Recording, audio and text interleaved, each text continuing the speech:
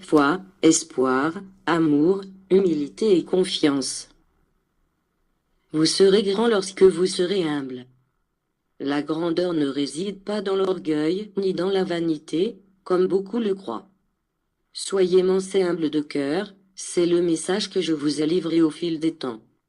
Reconnaissez-moi en tant que Père et aimez-moi, ne cherchez pas un trône pour votre enveloppe, ni un homme qui vous distingue des autres, soyez un homme parmi les hommes et portez en vous la bonne volonté. Je souhaite voir, en vous, la foi que manifestèrent les malades qui arrivèrent à moi au second temps, celle du paralytique, celle de l'aveugle et celle de la femme incurable. Je souhaite me sentir aimé comme père, sollicité comme docteur et écouté comme maître. Ne faiblissez pas dans la foi ni dans l'espoir, ayez toujours à l'esprit que la fin de cette étape arrivera. N'oubliez pas qu'en moi vous avez eu votre principe et que vous aurez aussi la fin, et cette fin est l'éternité, parce que la mort de l'esprit n'existe pas. Que l'éternité soit votre idéal et ne vous évanouissez pas dans les vicissitudes. Savez-vous, peut-être, si celle-ci sera votre ultime incarnation sur la terre? Qui pourra vous dire que, dans ce corps que vous avez aujourd'hui, vous êtes en train de solder toutes vos dettes contractées avec ma justice?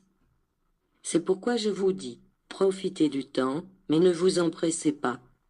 Si vous acceptez, avec foi et conformité, vos souffrances et que vous allez patiemment jusqu'au bout du calice, en vérité je vous le dis, vos mérites ne seront pas stériles.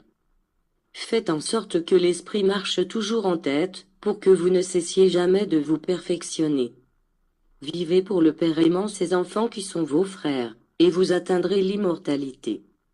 Si vous sombrez dans l'égoïsme et que vous vous renfermez dans votre amour-propre, la semence que vous laisserez, ainsi que votre mémoire, subsisteront difficilement. Soyez manses et humbles de cœur, et vous serez toujours remplis de ma grâce. Que votre destin est grand. Mais ne vous laissez pas pour autant dominer par les tristes présages, mais gonflez-vous de courage et d'espoir, en pensant que les jours d'amertume qui s'approchent sont nécessaires pour le réveil et la purification des hommes, sans lequel vous ne pourriez contempler l'entrée triomphale du temps de la spiritualité. Apprenez à surmonter les adversités, ne permettez pas que la tristesse s'empare de votre cœur et prenez soin de votre santé. Remontez le moral de vos frères en leur parlant de moi, en leur enseignant ma doctrine, qui enflamme la foi et l'espoir. Voyez comment beaucoup d'hommes marchent tête basse, ce sont des esprits qui se sont laissés vaincre dans la lutte, regardez-les vieillir et blanchir prématurément, le visage froissé et l'expression mélancolique. Ainsi ceux qui doivent être fort faiblissants et la jeunesse, devra partir alors l'enfance, ne verra que tristesse à son alentour. Vous, peuple, ne privez pas votre cœur de toutes ces joies saines, bien que fugaces, dont vous pouvez jouir, mangez en paix votre humble pain et, en vérité je vous le dis, vous le trouverez plus doux et plus substantiel.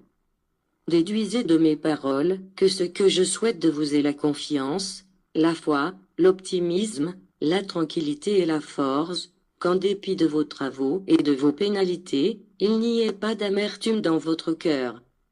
Quelle douceur ou bonne saveur pourriez-vous offrir aux nécessiteux si vous aviez le cœur occupé par les peines, les préoccupations ou la non-conformité? C'est précisément dans vos épreuves que vous devez donner vos meilleurs exemples d'élévation, de foi et d'humilité.